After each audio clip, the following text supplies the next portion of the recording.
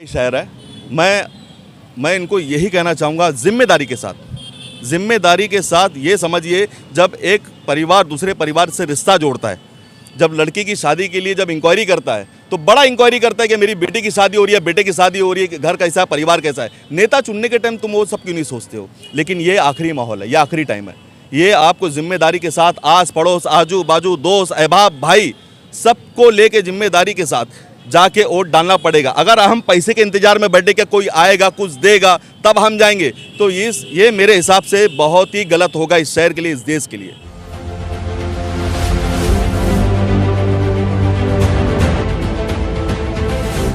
जय हिंद दोस्तों, मैं सनम, आप देख रहे हैं मास्टर टू न्यूज़ में सभी का स्वागत है।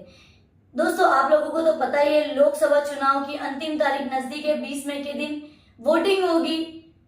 इसी चुनाव के मुद्दों को लेकर हमारे साथी पत्रकार ने भिवंडी के कांग्रेस पदाधिकारी सुल्तान सिद्दीकी से बातचीत की है।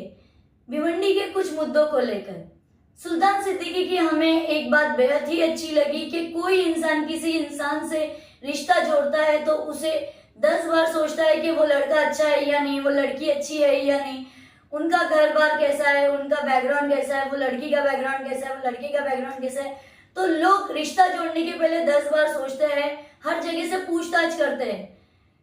तो ऐसा ही इलेक्शन है, ये एमपी का इलेक्शन है, तो एमपी हमारे देश को बदलता है। तो लोगों को हर चीजें सोच समझ के वोटिंग करना चाहिए। जैसा कि आप लोगों को तो पता ही है, महंगाई बढ़ चुकी है, बेरोजगारी आ चुकी है, ऐसे कई मुद्दों को लेकर सुल्तान सिद्दीकी ने क्या कुछ कहा देखिए हमारे। सुल्तान भाई, पहले आप एनसीपी में थे, अभी आप कांग्रेस गए हैं, तो क्यों कर ये पार्टी चेंज क्यों हुई? ऐसा है क्या, जब हमें पहले तो मैं आपका शुक्रिया अदा करता हूं कि आप भिवंडी में आके और भिवंडी का सर्वे कर रहे हैं, उसके लिए आपका तहे दिल से मैं शुक्रिया अदा करता हूं। और एनसीपी छोड़ के कांग्रेस में आना ये अब अलग विषय हो गया जी। मैं बात आपके चैनल के माध्यम से अगर करना रहेगा तो मैं लोकसभा 2024 का जो इलेक्शन चल रहा है जी, उसी पे बात करनी है। मैं आपको बोलना चाहूँगा, और अच्छा है कि आपका बड़ा चैनल है, मुझे बोलने भी बहुत अच्छा लगेगा। देखिए, भिवंडी शहर के अंदर अभी बहुत ही ज़्यादा अपने अपने कैंडिडेट को लेके जो यहाँ के नगर सेवक और जो यहाँ के जो पॉलिटिशियन है वो ऐसे लेके घूम रहे जैसे इनके घर में ही थप्पा रखा हुआ है कि अभी ये जीत का थप्पा दे देंगे। अच्छा। लेकिन कोई बेसिक चीज़ें पे बात नहीं कर रहा है। अब बेसिक चीज़ ये है कि अगर हम अपने कैंडिडेट को लेके घूम रहे तो उस कैंडिडेट से आपने मांगा क्या? क्योंकि तीनों कैंडिडेट जो खड़े हैं तीनों उद्योगपति है। और मेरा ये सवाल इस भिवंडी शहर वालों से ये है कि जब आपके कैंडिडेट के लिए आप इतनी मेहनत कर रहे हैं तो आपके चैनल के माध्यम से मैं इनको बताना चाहूँगा कि शहर के लोग कल सुबह मॉर्निंग में जाके इंदिरा गांधी हॉस्पिटल पे जाके पता लगा लीजिए आज भी आईसीयू बंद है। अच्छा। अब इतना बड़ा शहर, इतने बड़े बड़े कैंडिडेट, तो आईसीयू सरकारी बंद। सलम एरिया से भिवंडी जाना जाता है, जब सलम एरिया से जाना जाता है तो सलम लोग किधर जाएंगे? इंदिरा गांधी हॉस्पिटल जाएंगे, वहाँ आईसीयू ही नहीं है।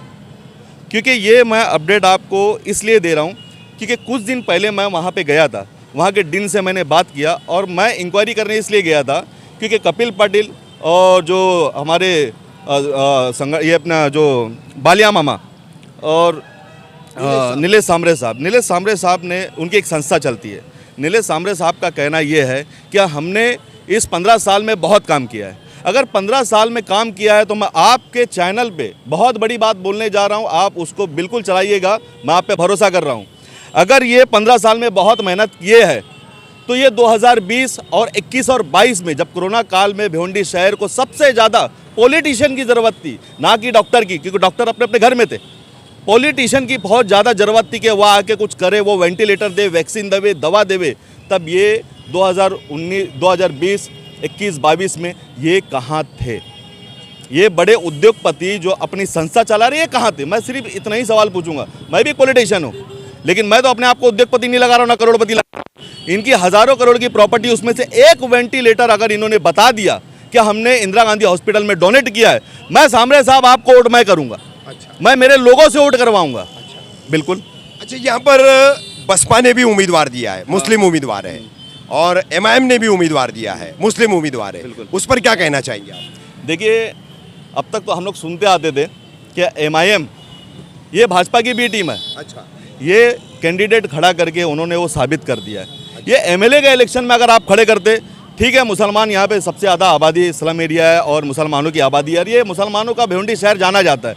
लेकिन जब ये शहर की बात नहीं, पूरे देश की बात है, जब पूरे देश की बात चल रही है, इंडिया अलायंस में काम हो रहा है, तो आपने अपना कैंडिडेट खड़ा करके मुसलमानों का वोट काटने का काम कर दिया। अगर ऐसा नहीं है तो क्यों खड़े हुए? आपको जब मालूम है कि ग्रामीण के अंदर वोट कितने हैं, भिवंडी शहर के अंदर वोट कितने, ईस्ट में कितने, वेस्ट में कितने, और आपके कार्यकर्ता कितने हैं, एक एक कार्यकर्ता अगर 100-100 वोट भी गिराएगा ना तब भी इनकी जीत नहीं है। तो क्यों किया इन्होंने ऐसा? इंडिया अलायंस आज राहुल गांधी 4000 किलोमीटर दूर कन्याकुमारी से कश्मीर तक गए, फिर उसके बाद मणिपुर से लेकर मुंबई तक गए। आज ये देश के लिए कर रहे हैं। जब देश की बात चल रही है तो अकबरुद्दीन अवैसी साहब हैदराबाद में बैठ के भिवंडी का दिमाग क्यों चलवा रहे हैं? मैं उनसे ये सवाल पूछूंगा कि वहाँ पे हैदराबाद में बैठ के भिवंडी का क्यों कर रहे हैं आप? कि कपिल पाटिल ने आपको पहुँचाया? अभी थोड़े दिन के बाद आप देख लेना, इन्होंने जो कैंडिडेट खड़ा किया है, थोड़े दिन के बाद मालूम पड़ेगा कि यहाँ पे अकबरुद्दीन अवैसी साहब भी आ रहे, असदुद्दीन अवैसी साहब भी आ रहे, कहीं ना कहीं कोई बड़े मैदान के अंदर इनका प्रोग्राम होगा, मुसलमान लोग जाएंगे, भरी आबादी रहेगी। लेकिन मैं उन मुसलमान भाइयों से कहना चाहूँगा, ये एमएलए का इलेक्शन नहीं है, ये एमपी का इलेक्शन है, ये पूरे देश की बात है और ये इलेक्शन इतना महत्वपूर्ण है इस पूरे देश के लिए, मुस्लिम कम्युनिटी के लिए, हिंदू के लिए, सिख के लिए, ईसाई के लिए। ये हम सबको सोचना पड़ेगा, सभी देशवासियों के। बिल्कुल बिल्कुल सबको सोचना पड़ेगा। और इस वक्त एमआईएम पार्टी को इतना बड़ा गेम नहीं खेलना चाहिए था इस भिवंडी शहर के साथ। सुल्तान भाई, बीजेपी के मौजूदा उम्मीदवार जो है कपिल पाटिल, ये केंद्रीय मंत्री भी रहे बिल्कुल और पिछले 2 टर्म से यहाँ पर लगातार चुनकर आ रहे हैं। तो ऐसी क्या अब भिवंडी वासियों की नाराज़गी है? क्योंकि मैंने काफ़ी सारे लोगों से यहाँ पर बात की तो कई सारे मुस्लिम समाज के लोगों ने मुझे बताया, खुल करके कहा कि हमने पिछले दोनों चुनाव में उनको अच्छा वोट दिया, मुस्लिम समाज ने वोट दिया और उसी की बदौलत वो जीते हैं। तो अब ये अचानक तब्दीली क्यों आ रही है? ये तब्दीली इसलिए आ रही है, अगर कपिल पाटिल साहब यहाँ के, देखो इतने सारे लोग खड़े हैं, इनको अगर पूछेंगे ना कपिल पाटिल साहब को देखे तो ये लोग नहीं बता पाएंगे। देखो नेता जो होगा वो ग्राउंड लेवल से होना चाहिए। आप एमपी हो, मिनिस्टर हो, चीफ मिनिस्टर हो, जो भी हो, लेकिन ग्राउंड लेवल से होना चाहिए। शहर आपका है, जमीन से जुड़ा होना चाहिए। तो यहाँ पे राउंड मारना चाहिए था, यहाँ पे सालों साल काम करना चाहिए था, यहाँ स्थानीय लोगों की परेशानी देखना चाहिए था। जैसे कि मैंने आपको पहले कहा, इंदिरा गांधी हॉस्पिटल एक सरकारी हॉस्पिटल है यहाँ पे, एमपी होने के बाद भी, 2 एमएलए होने के बाद भी, भारी संख्या का ये शहर है, उसके बाद भी आईसीयू नहीं है, तो कितनी शर्म की बात है। मैं सुल्तान भाई, मैं आपकी बात को जो है पूरी तरह से सहमत हूँ। मैं उस वक्त से यहाँ पर आ रहा हूँ जब ये भिवंडी निजामपुर महानगर पालिका भी नहीं थी, बिल्कुल सिर्फ म्यूनसिपलिटी थी। मैं उस जमाने से आ रहा हूँ भिवंडी में। यहाँ पर परशुराम टावरे एमएलए हुआ करते थे जनता दल के, जो पहली बार मोहम्मद अली खान के सामने हारे। ठीक है, तो उस वक्त भी भिवंडी का जो हाल मैंने देखा, आज भी देखा, तो 19-20 का फर्क है, बहुत ज़्यादा कोई तरक्की नहीं हुई है। सड़कें टूटी फूटी है, आपको ब्रिजेस नहीं है, आपको ड्रेनेज गटर लाइन का सिस्टम नहीं है, आपको हेल्थ फील्ड में जो है, जैसे आपने अस्पताल की बात की, इंदिरा गांधी मेमोरियल हॉस्पिटल की बात की, तो इकलौता एक इतनी बड़ी आबादी के लिए अस्पताल दिया गया है, उसमें भी इक्विपमेंट्स नहीं है, फैसिलिटीज़ नहीं है। और मैनचेस्टर कहलाता था ये भिवंडी जो है, इंडिया का मैनचेस्टर कहलाता था लूम नगरी की वजह से। आज लूम कारोबार यहाँ पर दम तोड़ रहा है। राज्य सरकार हो या केंद्र सरकार हो, वो इस कारोबार को यहाँ पर पुनरुज्जीवित करने के लिए, उसको जिंदा रखने के लिए किसी तरह की कोई मदद नहीं कर रही है। तो बहुत सारे मुद्दे भिवंडी के है, लेकिन ये चेंज होगा। ये चेंज होगा क्योंकि जो हमारे नहीं, इस देश के मानने वाले जो राहुल गांधी जी की कार्य करता है, जो देश के लोग जो राहुल गांधी जी से विश्वास करते हैं, उनका मैन्युफैक्चर आपने पढ़ा जो देश के लिए कर रहे हैं वो। अगर उनकी गवर्नमेंट आती है तो महिला के अकाउंट में हर साल 1 लाख रुपया आएगा, अगर उसको मंथली जोड़े तो 8,500 रुपया होता है। मतलब अगर प्रधानमंत्री के बेस पे वो आते हैं, वो रूप में वो आते हैं, वो सत्ता में बैठते, तो कितना बड़ा उन्होंने दे दिया। और साथ ही साथ में हर स्टेट को 5,000 करोड़ का उन्होंने वादा किया कि हर युवाओं को मिलेगा जो बेरोजगार है। जो अभी वो सत्ता में नहीं आया तो इतने वादे उन्होंने कर दिया। मोदी जी 10 साल थे ना गवर्नमेंट में, 10 सालों में क्या दिया? अडानी और अंबानी के लिए खाली खाते भर दिए, उन्हीं के खाते भरे गए ना। उनके ही राज के अंदर रेपिस्ट हो रहे हैं, उनके ही राज के अंदर 300,000 करोड़ के ड्रग्स मिले जा रहे। कांग्रेस में मिले? कांग्रेस में यहाँ पे लूम लाइन, वो तो कह रहे कि हमारी सरकार बनी, एक भी आतंकी हमला नहीं हुआ, एक भी बम धमाका नहीं हुआ, इस तरह की जो एक्टिविटीज होती थी, देश विरोधी गतिविधियां नहीं हो रही है, ये उनका दावा है। अरे उनके पुलवामा हमला कब हुआ था? ये कांग्रेस के टाइम में हुआ क्या पुलवामा हमला? ये बीजेपी के टाइम हुआ? आप बताइए ना। शहीद जो जवान हुए थे वो कब हुए? बीजेपी के राज में हुए ना? बीजेपी के राज में हुए। जिंदा लड़की को कब जलाया गया?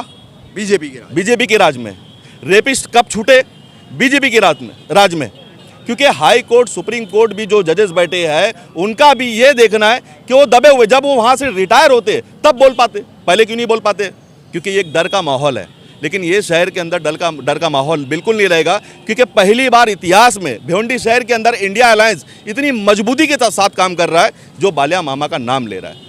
हम भी उनको पसंद इसलिए कर रहे हैं क्योंकि ये राहुल गांधी की बात है। इंडिया अलायंस सब साथ में मिल के काम कर रहे हैं। सिर्फ और सिर्फ MIM एक वाहिद ऐसी पार्टी है जो खिलाफत कर रही है, और खिलाफत क्यों कर रही है इसका सवाल आप उनसे पूछिएगा। जब पूरा शहर एक साथ में, पूरा देश एक साथ में, तो तुम अलग होके ये काम क्या कर रहे हो? मुस्लिम के, अच्छा एक बात बताइए, 2014 में MIM को 14,500 वोट मिले थे MLA के टाइम में। उन 14,500 लोगों के लिए मैं पूछता हूँ 10 साल में इन लोगों ने क्या किया? शहर ने आपको इज्जत दिया था 14,500 वोटों का, तो आपने क्या किया इस शहर के लिए? आप 1400 लोगों का काम बता दीजिए।